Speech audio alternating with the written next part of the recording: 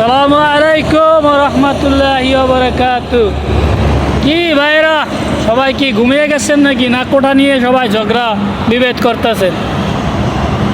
আমার এই ভিডিওটা করার একটাই কারণ, আর এই প্রতিবাদটা করার একটাই কারণ হচ্ছে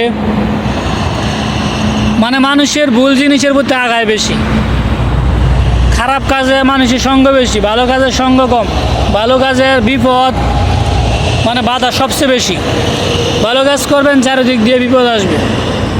বাংলাদেশে এমন একটা কাজ চলতেছে যে মুক্তিযোদ্ধা নিয়ে। হ্যাঁ, আমি মানলাম যারা মুক্তিযোদ্ধা করছে, যারা দেশের জন্য প্রাণ দিছে, দেশটা স্বাধীন করছে, তাদের সম্মান করি আমরা, তাদের আমরা সালাম, সবাই তাদেরকে সালাম, তাদেরকে সম্মান করে। কিন্তু আমার কথা হচ্ছে যে মুক্তিযোদ্ধার সন্তানরা মুক্তিযোদ্ধা কোঠা পাবে সেটা মানতে পারা যায়, কিন্তু একজন মুক্তিযোদ্ধার সন্তান যদি মুক্তিযোদ্ধা কোঠা পাওয়ার পর তার নাতি, তার পুত্রী, এমুক সেমুক তারা মুক্তিযোদ্ধার কোঠা নিয়ে চাকরি পায়, তাহলে বাংলাদেশ থেকে শিক্ষিত উঠায় দেন।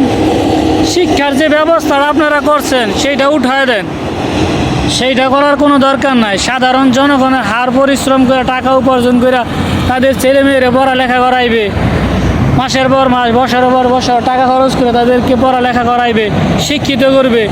উচ্চ শিক্ষিত হয়েও আবার চাকরি পাইব না, তো সেই শিক্ষার কোনো দাম আছে? উঠাই দেন আপনারা সেই শিক্ষা। দরকার কি বাংলাদেশে সেই শিক্ষা? বাংলাদেশে তো সেই শিক্ষার কোনো দরকারই নাই। কোনো এক বিজ্ঞানী, কোনো এক কবি বলে গেছেন যে শিক্ষিত শত্রু, মূর্খ বন্ধুত্বে শিক্ষিত শত্রু নাকি অনেক ভালো। সেটার এখন ভুল প্রমাণ হইতেছে যে শিক্ষিত শত্রুর থেকে মূর্খ বন্ধু অনেক ভালো। আপনার যদি শিক্ষিত শত্রু হন, তাহলে আগে শিক্ষিত শত্রু আগে দেখেন তার আচার আচরণ, তার শিক্ষা ব্যবস্থা কীরকম। আপনি মুক্তিযোদ্ধার সন্তান হয়ে আপনি মুক্তিযোদ্ধার কোঠা নিয়ে আন্দোলন করেন মানানসই। আপনি কোঠা পাইতে বাধ্য, কারণ আপনার বাবা ছিল মুক্তিযোদ্ধা, মানতে পারি যে আপনার বাবা মুক্তিযোদ্ধা, আপনার একটা ফ্যাসিলিটি আছে। কিন্তু আপনার দাদা মুক্তিযোদ্ধা, আপনার এমুক মুক্তিযোদ্ধা, সেমুক মুক্তিযোদ্ধা, আপনি সেই মুক্তিযোদ্ধার অগ্রাধিকার নিয়ে আপনি চাকরি পাইবেন। তাহলে যারা শিক্ষিত, বাবার হাড় ভাঙা পরিশ্রম নিয়ে টাকা উপার্জন করে, হাড় ভাঙা পরিশ্রমের টাকা নিয়ে শিক্ষা অর্জন করছে, তারা কি বুইরা আঙ্গুল চুষবে? তারা আন্দোলন করবে না, করবে কি? আপনি বাংলাদেশ থেকে শিক্ষার উঠায় দেন।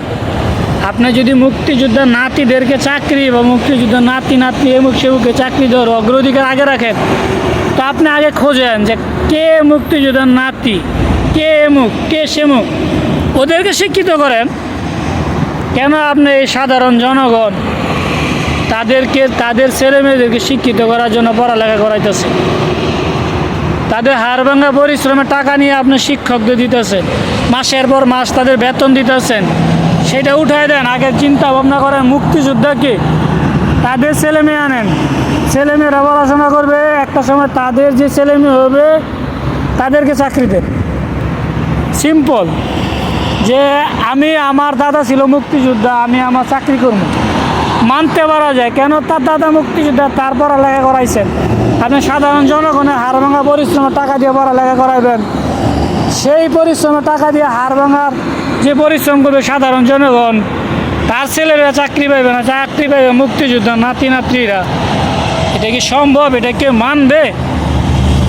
এটা যদি কেউ বলে, তাহলে তারে এখন বলতে পারা যায় যে এখন বাংলাদেশে আরেকটা স্লোগান বাড়িছে যে এইটার প্রতিবাদ যে করবে সে রাজাকার। আরে ভাই, এটার প্রতিবাদ যে করে সে রাজাকার নয়, সে সঠিক বিচার পাওয়ার জন্য সে প্রতিবাদ করতেছে। রাজাকার কিন্তু সবাই না। কোনো ছেলে মেয়ে জন্মগ্রহণ করার পরে কিন্তু সে রাজাকার হয়ে জন্মগ্রহণ করে না। তার ফ্যামিলির আচার আচরণ, তারা যেমনে পরিবেশ সমাজ তারা যেমনে চালায়, সেই সমাজের মানুষগুলো দেখে কিন্তু সেই পথে যায়। বাবা মায় কিন্তু একটা ছেলে মেয়ের সারাক্ষণ তার পিছিয়ে ঘুরে না, হয়তোবা রুমে যায় এমুক সেমুক করে, সেইটা হয়তোবা বাপ মায় দেখে। কিন্তু আগে চিন্তা ভাবনা করেন সে কেন সে রাজাকার হইল। আগে আপনাদের কমন সেন্স পাল্টান, তারপরে চিন্তা ভাবনা করেন সে রাজাকার। এই ফালতুগিরি বাদ দিয়া আগে দেশটা ঠিক করেন, দেশের জনগণ হাঙ্গামা না করিয়া একজন আরেকজনে মারামারি বাইরে না করে আগে নিজে মাথার মস্তিষ্কে চিন্তা ভাবনা করেন যে আমি যেটা করতে যেটা ভুল না খারাপ, সব কিছু ঠিক হয়ে যাবে। সালামু আলাইকুম।